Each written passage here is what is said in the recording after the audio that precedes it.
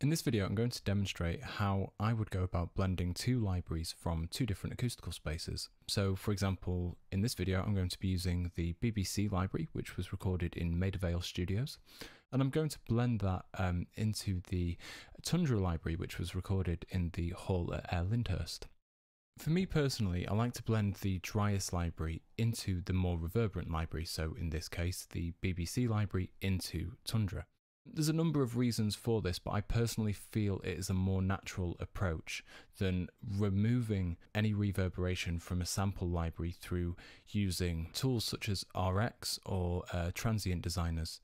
If you were to use these, you have a lot of potential to introduce artifacts into the samples. For example, if you try to remove the natural reverberation of a sample library on, say, the tree microphones or the outriggers, you're going to very quickly start limiting the stereo width, which would defeat the purpose of having these signals in the first place. And the moment you start limiting things like that, the sound starts to become very unnatural. So to start with, I'm going to play this extract back.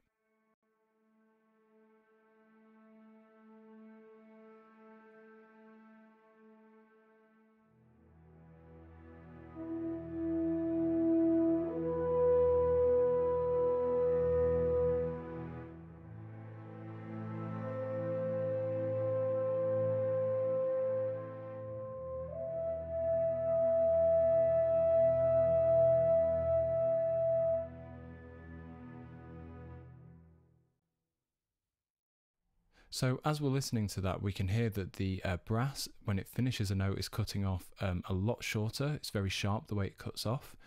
And also the strings are a lot further back in the arrangement. They're kind of behind the brass, and in a natural orchestral setup, the strings are actually more forward in the mix quite traditionally. So the first part of this process that I would do is I would introduce more close microphones into the BBC library. The reason for this is because when you introduce a microphone signal that's naturally been recorded very close, you're going to reduce the amount of room tone that can be heard in this sample library.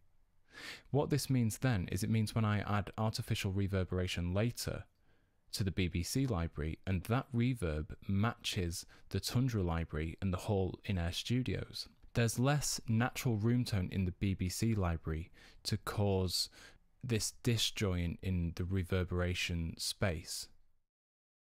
So I'm going to introduce some of the close microphones.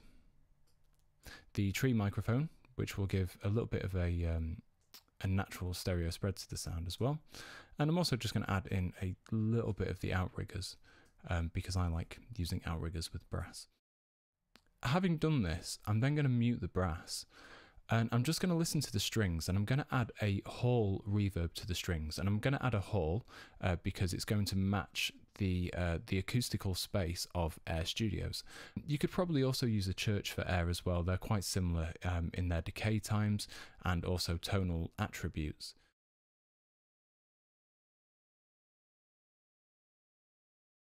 For now, I'm just going to send a lot of signal to the hall reverb to start with, and I'm going to unmute it.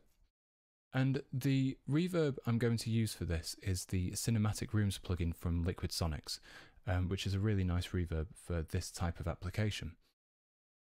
And what I'm going to do is I'm going to cycle through the presets until I find one that sounds quite harmonious and cohesive with the Tundra library.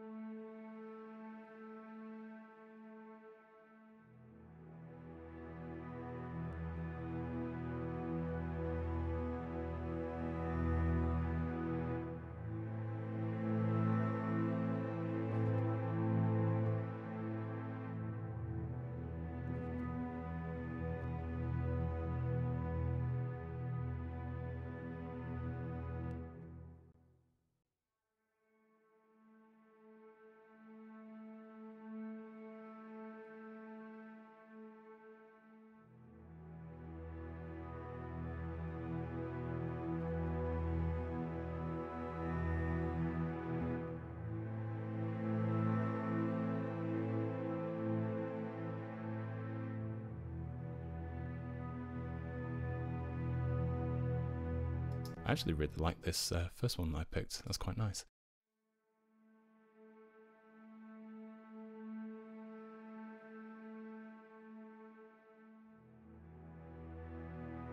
So this is with the reverb.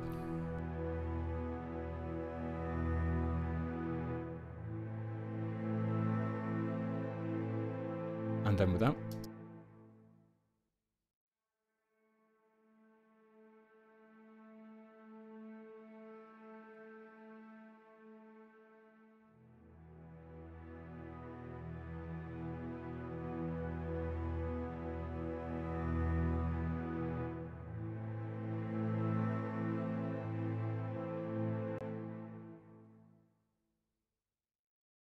So now I have a reverb that I know matches my personal preference with the Hall Air.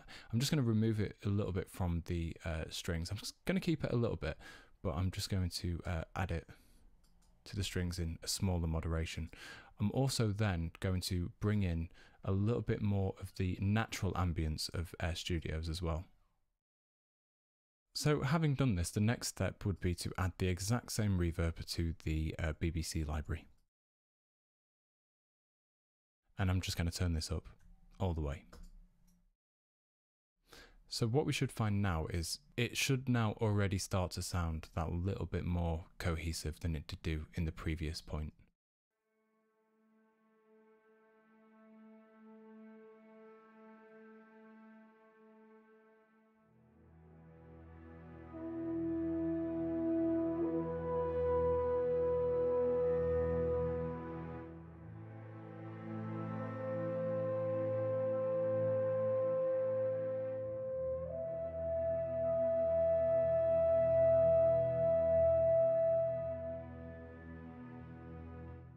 So we can hear that decay is just a lot smoother than it was previously. It was cutting off very quickly. And we've still got the strings more towards the back of the arrangement. So as a whole, I'm just going to turn down the brass. And I'm also going to apply a second reverb. Now, often what you'll see is mixers adding two reverbs. They'll have a hall reverb and they'll also have something that's a little bit shorter. It might just be a general room, or it might be something like a plate reverb. Often talked about is this idea that this second reverb is to accommodate what are called early reflections. But outside of technical terms such as early reflections, what does that actually sound like? For me, it often sounds as though it's filling in a gap that a hall reverb creates. So a hall reverb is very long, it stretches out into the distance. By introducing this shorter reverb, we're filling up the body of that space. It also confuses the ear that little bit more to make just everything sound that little bit more realistic, and that's what we're looking for with this second reverb. So in this particular case, I'm going to use a plate reverb, and I'm going to use the Seventh Heaven plugin, again by Liquid Sonics. I'm going to go to the plates to start with, so plates 1, and let's just listen through to them. Let's turn them up.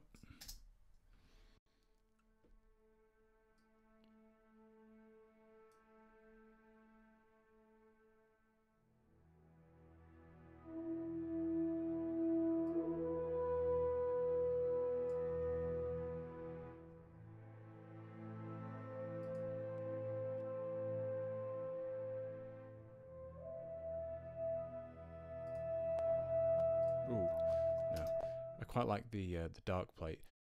When I switched over to the London plate, then that became very resonant very quickly, and that's something when applying reverbs you should really watch out for, particularly when you use convolution reverbs. If you use a convolution reverb, you can often find that that room that has the IR, it might have a resonance at a particular frequency. So when working with something like a horn or a flute, and you pick that reverb, you might find the odd note becomes incredibly resonant within the reverb.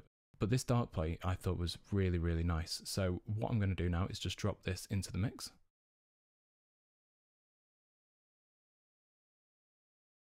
And then let's listen back to it.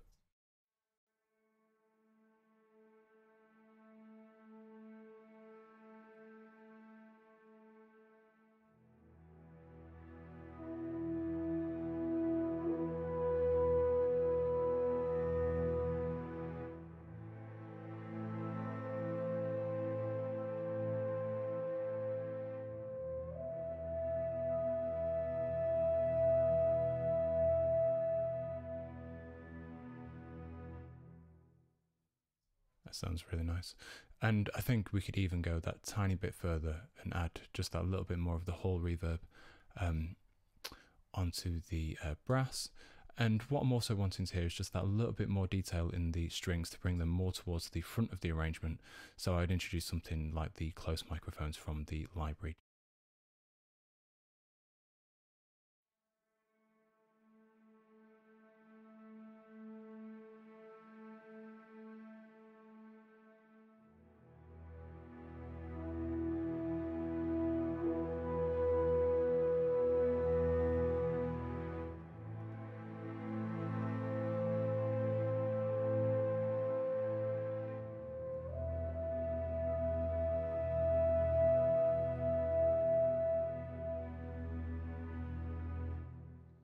And now we'll do it without reverb.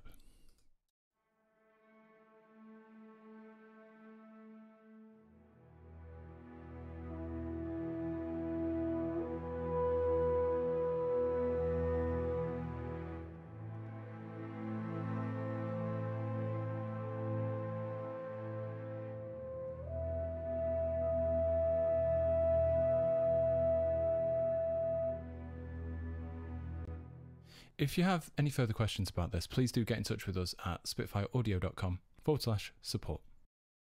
Thanks for watching Spitfire Clips. Let us know if it was too long, too short, too fast, or too slow in the comments down below. Hit like if we answered your question, and subscribe for more clips, tips, tricks, and exclusive Spitfire content.